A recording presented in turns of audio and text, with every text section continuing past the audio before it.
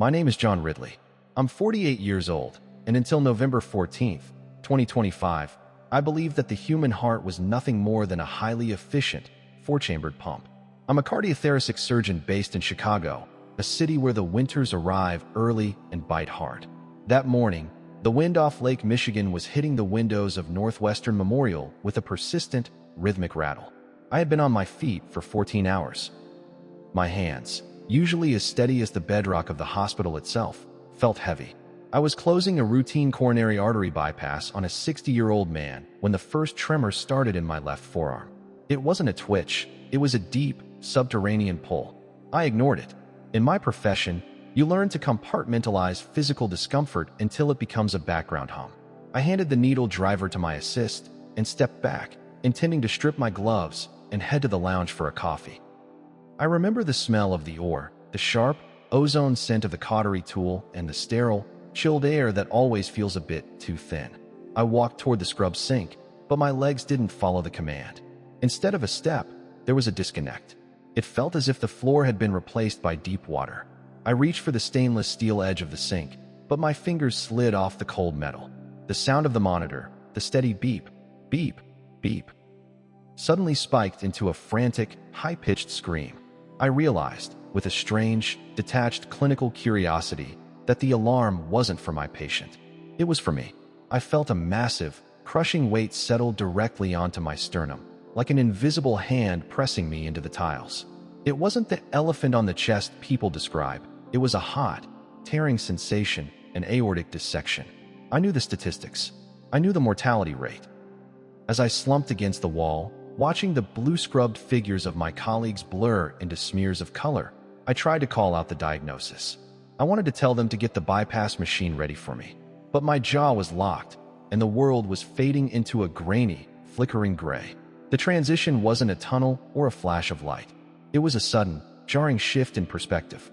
One moment, I was staring at the scuffed baseboards of the floor, tasting copper in my mouth. The next, I was hovering 10 feet in the air, looking down at the top of my own head.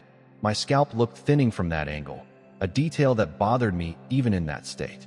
I watched my surgical team transform from friends into frantic mechanics. Sarah, my lead nurse, was screaming for a crash cart. I saw Miller, a resident I'd been hard on all week, straddle my chest and begin compressions. I could hear the sickening, wet crack of my own ribs breaking under his palms. As a surgeon, I knew that sound meant the compressions were effective, but as the man on the table, it felt like an intrusion. I wasn't in pain anymore. The agony of the dissection had vanished, replaced by a terrifyingly lucid neutrality. I floated higher, passing through the acoustic ceiling tiles as if they were smoke. I could see the entire surgical floor now. In room 4, a woman was waking up from anesthesia. In the hallway, a janitor was leaning against a mop bucket, checking his phone. The world was continuing its mundane, mechanical grind while my body was being shocked with 200 joules. I saw the defibrillator paddles hit my skin. My torso jumped, a piece of meat reacting to electricity. I looked at the monitor. Asystole, a flat, unwavering line. I felt a sudden, cold realization I was dead. This wasn't a dream or a drug-induced hallucination. I was observing the failure of my own biology from the outside. The panic I expected didn't come. Instead, there was a heavy, looming sense of accountability. I looked down at Miller, who was sweating through his mask, refusing to stop the compressions. I wanted to tell him it was okay, that the pump was broken beyond repair. But then, the room didn't just fade, it folded. The hospital walls didn't disappear. They simply ceased to be the primary reality. I found myself standing in a place that looked like the outskirts of a city at dusk. It wasn't heaven, and it wasn't hell. It was a vast, transitional space that looked remarkably like a deserted transit hub, clean, gray, and quiet. The air didn't move. There was no wind, no temperature, just a profound, echoing silence. I turned around and saw a man standing near a concrete pillar. He wasn't glowing. He didn't have wings. He wore a simple, dark work shirt and trousers, the kind of clothes a laborer wears on a Saturday afternoon. But the moment I looked at him, I knew my heart hadn't just stopped. It had been summoned. He didn't speak with his mouth. The words formed inside my chest, vibrating against my remaining sense of self. "Julian," he said, The sound of my name carried the weight of every mistake I'd ever made and every life I'd ever saved. I felt stripped bare. I tried to fall back on my credentials, the years of study, the lives I'd extended, but those things felt like ash. He walked toward me, and the gray environment began to shift. The ground beneath us stayed solid, but the periphery started to flicker with images of the world I had just left. It wasn't the past he was showing me, though. It was a very specific, approaching future. He stood beside me, and we weren't in a hospital anymore. We were standing in the middle of a crowded grocery store. I recognized the branding. It was a chain in the Midwest. People were moving frantically. I saw a woman at a checkout counter looking at her phone, her face pale. I saw a man in the aisle holding a bag of rice, staring at a digital screen above the pharmacy. The atmosphere was thick with a specific kind of dread, the kind that precedes a storm you know you can't outrun. You think you understand the heart because you can stitch it, he told me, his voice calm but heavy with an impending truth. But you do not see what is coming to break it. Look at the date, Julian. On the digital screen above the pharmacy, the red numbers blinked, March 12, 2026. The air in the grocery store felt stagnant, heavy with a collective holding of breath. I watched the woman at the checkout counter. Her hands were shaking so violently, she dropped her debit card twice. It wasn't a scene of a singular tragedy, like a shooting or a fire. It was the atmosphere of a systemic collapse. I looked at the man with the bag of rice. He wasn't moving. He was staring at a news ticker on the screen above the pharmacy. The headline was scrolling too fast for me to read every word, but I saw national currency adjustment and suspension of electronic transfers. It was March 12, 2026. The world looked exactly as it does now. Same brands, same fluorescent humming, but the soul had been sucked out of the room. Jesus stood next to me, his presence the only anchor in a sea of rising panic. He didn't look like a king, he looked like a witness. The first event, he said, his voice vibrating in my marrow, is the great silence of the exchange. In March, the digital pulse that keeps your world moving will falter. Not because of a sunspot or a hack, Julian, but because the trust that binds your neighbors has rotted through. I watched a man try to pay for a gallon of milk. The screen turned red. He looked at the cashier, a teenage girl who looked like she wanted to cry. He didn't yell. He just took the milk and walked out. She didn't stop him. No one did. The social contract was dissolving in real time. This is the beginning of the winnowing, he continued. When the numbers on the screen vanish, what remains is the truth of the man. You will see cities where the lights stay on, but the hearts go dark. I felt a cold spike of fear. I thought of my own bank account, my retirement fund, the surgeon's salary I had worked 20 years to amass. It felt like trying to hold smoke. The grocery store began to blur, the shelves stretching into infinity until we were standing on a quiet suburban street. It was a neighborhood like mine, well-manicured lawns, silent SUVs in the driveways. But there was a for sale sign on every third house, and the windows were dark. The silence here wasn't peaceful, it was a vacuum. The scene shifted again, and we were standing in the lobby of a massive, modern church. I recognized the architecture. The glass atriums and the high-tech coffee bars that have become the hallmark of the modern American ministry. It was a Sunday morning, but the energy was frantic, almost corporate. I saw a group of men in expensive suits gathered in a glass-walled conference room. They weren't praying. They were looking at spreadsheets and legal documents. The tension in the room was thick enough to taste. One man slammed his fist on the table, his face a mask of calculated fury. He was talking about compliance and asset protection. The second event, Jesus said, his eyes fixed on the men in the room, is the falling of the Spires. Starting in the third week of March, the institutions built in my name will be forced to choose between the law of the land and the law of the heart. Many will choose the land to save their walls. I watched as a young family approached the church doors. They looked exhausted, carrying bags as if they had been traveling. A security guard in a polo shirt stopped them. He pointed to a sign on the door, a new regulation, something about authorized attendance and verified status. The father tried to argue, his voice cracking, but the guard just shook his head and tapped his body camera. I felt a wave of nausea. This was a betrayal I hadn't expected to see here. The shepherd's house will become a counting house, he told me. The very places meant for refuge will become the gatekeepers of the new order. They will trade the spirit for the safety of their tax-exempt status. I saw the pastor of the church walk past the family. He didn't look them in the eye. He was looking at his watch, hurrying toward a stage where the lights were being dimmed for a performance. The hollowness of it was staggering.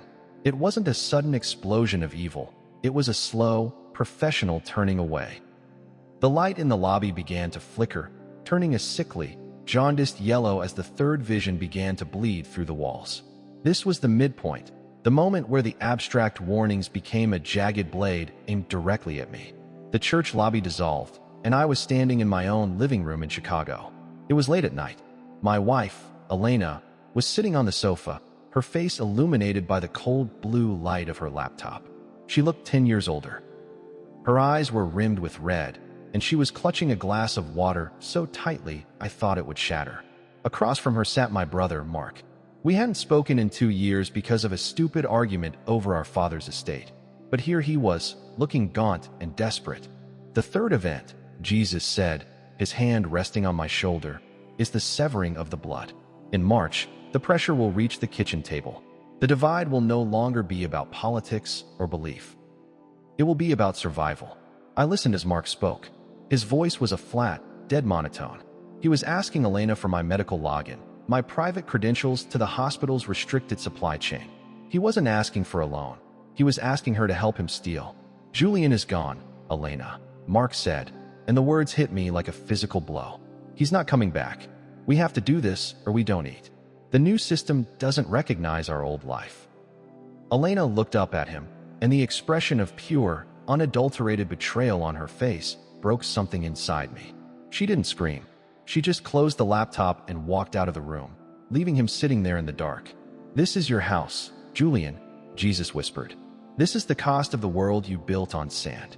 When the storm hits in March, the first things to break will be the things you thought were unbreakable."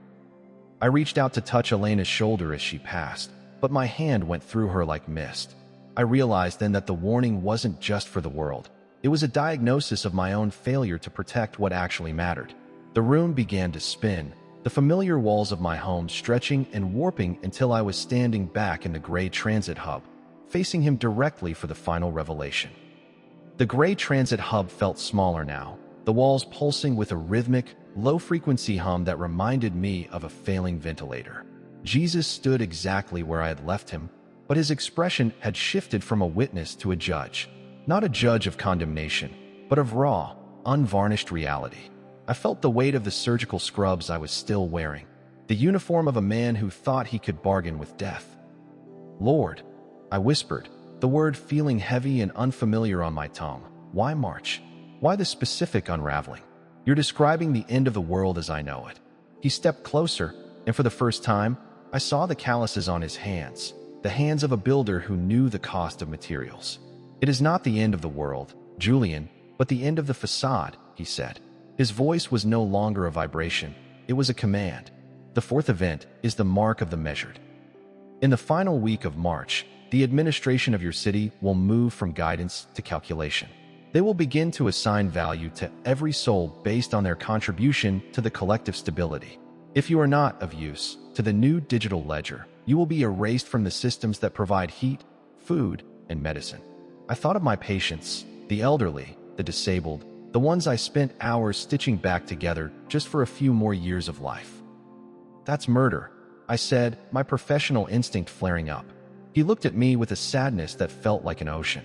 "It is the logical conclusion of a world that worships efficiency over the image of God. In March, the machines will decide who is worth the kilowatt.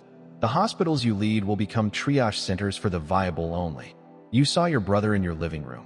He wasn't just stealing medicine. He was stealing a status he no longer possessed. The realization hit me like a physical blow. The shocking events weren't just headlines. They were a systematic stripping of human dignity. "You are asking me to go back to that?" I asked, looking at the flickering images of the Chicago skyline. "To a world where my own brother turns into a thief and my wife sits in the dark." The silence that followed was absolute. Jesus didn't offer a platitude. He didn't tell me it would be easy. "I am showing you the storm so you can build the ark, Julian. The outcome is not fixed for the soul, only for the system. The system must fall because it has become a cage. But the people, they have a choice. You have a choice." He held out his hand, and in his palm, I saw a small, silver surgical clip, one I had dropped in the or right before I collapsed. It was a grounded, metallic reality in this ethereal place. If you return, you will not return as the chief of surgery. You will return as a man who knows the ledger is a lie. You will have to provide for those the system has marked as zero. You will lose your status, your accounts, and your standing in the boardrooms. But you will keep your soul, and you will save the souls of those who stumble into your path when the lights go out in March. The gravity of the decision felt like the atmospheric pressure in a deep-sea dive. I looked back at the gray hub, then at the vision of March 2026. I saw myself, thinner, wearing a plain coat, handing a bottle of antibiotics to an old woman in a basement. It wasn't the heroic, high-tech surgery I was used to. It was gritty, dangerous, and hidden. Why me?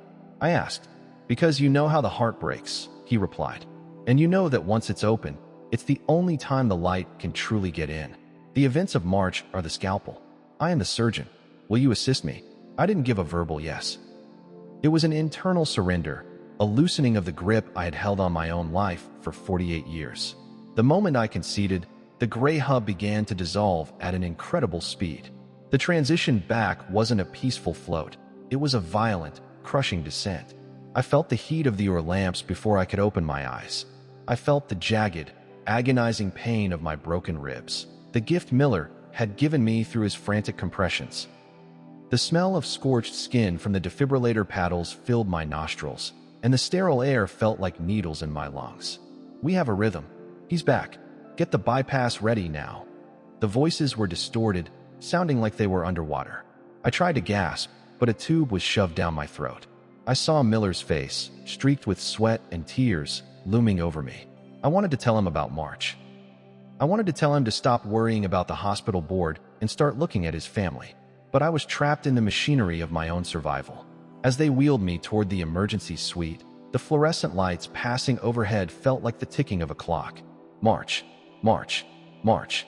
I saw a calendar on the wall as the gurney spun around a corner. It was November 2025. I had 4 months. 4 months before the great silence of the exchange. 4 months before the falling of the Spires. I felt the anesthesia beginning to take hold for the actual repair of my aorta. But as my consciousness slipped away, I didn't see the blackness of sleep. I saw the red numbers on that pharmacy screen in the grocery store. I felt the cold metallic clip Jesus had shown me, pressed metaphorically into my palm. My life as a success was over. My life as a witness had just begun, and the first thing I felt wasn't fear. It was a heavy, terrifying clarity. Recovery was a slow, agonizing blur of white linens and the rhythmic hiss of a ventilator. I stayed in the ICU for 12 days, a prisoner of the very machines I had spent my life mastering. My colleagues visited, their faces masks of professional concern, but they spoke to me as if I were already a monument to a career ended. They talked about rest and long-term disability. They didn't see the fire behind my eyes. Every time the overhead TV in my room flickered with a financial report or a news segment about digital currency integration, my heart, the one they had so carefully patched together, skipped a beat. I wasn't just healing, I was waiting. Elena was there every night. She held my hand, her thumb tracing the 4 bruising on my wrist. I looked at her and saw the woman from the vision, the one sitting in the dark, clutching a glass of water while my brother begged for scraps. I wanted to tell her to withdraw the savings, to buy seeds, to find a place where the measured couldn't find us. But the tube in my throat rendered me silent, and the heavy sedation made my thoughts feel like wet clay. I realized then that the warning wasn't just a gift. It was a burden that isolated me. To them, I was a miracle of modern medicine. To myself, I was a man with a map to a drowning coastline. By the time they pulled the tube and I could speak, the world had already begun to chill. It was late December. I sat in my backyard in Highland Park, wrapped in a heavy wool coat, watching the gray slush pile up against the fence. My brother, Mark, came over for Christmas. He sat across from me, sipping a beer, complaining about a new security update his bank required, a biometric link to his health records. "It's for convenience, Julian," he said, oblivious. I looked at his hands and saw the phantom reaches of the thief he would become in 3 months. I didn't argue. I just reached out and touched his arm, feeling the warmth of a brother who didn't yet know he was about to be erased. January and February passed in a state of hypervigilance. I officially resigned from the surgical board, citing my health. They thought I was depressed. I was actually liquidating. I sold the lake house. I bought a small, nondescript property 2 hours outside the city, a place with a manual well and a wood stove. Elena thought I was having a breakdown. "Julian, you're chasing ghosts," she cried one night in February when she found the basement stocked with 2 years' worth of shelf-stable grains and antibiotics I'd acquired through private channels. I couldn't explain it. How do you tell the person you love that the shocking events are already in the room with you? Then came the first week of March. It started small. A glitch in the federal wire system. A 3-day delay in payroll for government contractors. Then, the announcement I had seen in the Gray Hub. The Church of the Redeemed, one of the largest megachurches in the Midwest, announced it was partnering with the Department of Social Stability to verify the needs of the congregation. They were installing digital kiosks at the sanctuary doors. You couldn't enter without a verified stability score. I drove past the local branch on a Tuesday morning and saw the line of people, many of them elderly, standing in the biting wind, clutching their phones like talismans. I saw a woman I recognized, a nurse from my old ward, being turned away at the door. The security guard was polite, professional, and utterly immovable. He was checking a tablet. Her score wasn't high enough. She had too much outstanding medical debt. The falling of the spires wasn't a physical collapse. It was the sound of a deadbolt sliding into place. The sanctuary had become a vault. I sat in my car, gripping the steering wheel until my knuckles turned white. My phone buzzed in my pocket. A news alert. Department of Treasury announces the Great Transition starting March 12th. My breath hitched. It was the exact date from the pharmacy screen. The morning of March 12th arrived with an eerie, breathless quiet. I woke up at 4:00 a.m. and tried to log into my bank app. The screen stayed white for a long time. Then a single line of text appeared. "Service suspended for national audit. Please refer to your local stability office." I walked into the kitchen. Elena was standing by the window, the blue light of her dead phone reflecting in her eyes. "Julian," she whispered, "the cards aren't working. I tried to buy gas. Everything is quiet." I didn't say, "I told you so." I just pulled her into a hug, feeling the fragile beat of her heart against my chest. I went to the garage to load the last of our bags into the old truck, the one I'd bought with cash and kept off the digital grid. As I lifted a crate of medical supplies, I felt a sharp, stinging pain in my palm. I looked down, expecting a splinter or a cut from the plastic. Instead, I saw a small, silver surgical clip resting in the center of my hand. It was the exact model I had seen in the vision, the one I had dropped in the air months ago. I hadn't put it there. My pockets had been empty. I stared at the cold, clinical metal, and the reality of the mark of the measured settled over me like a shroud. This was the proof. This was the irreversible event. I looked toward the street. A black SUV with government plates was crawling slowly down our suburban block, a rooftop camera rotating 360 degrees, scanning the houses. They were beginning the census of the viable. I felt no fear, only a strange, grounded resolve. I reached into my pocket, pulled out my own smartphone, and dropped it into the trash bin by the curb. It was a small, quiet sound, a plastic thud, but it felt like a door slamming on an old life. I climbed into the truck and started the engine. As we pulled out of the driveway, I saw the news ticker on a neighbor's outdoor screen through the fence. March 12th, the new measure begins. I didn't look back. I just gripped the wheel, my eyes fixed on the road that led away from the city.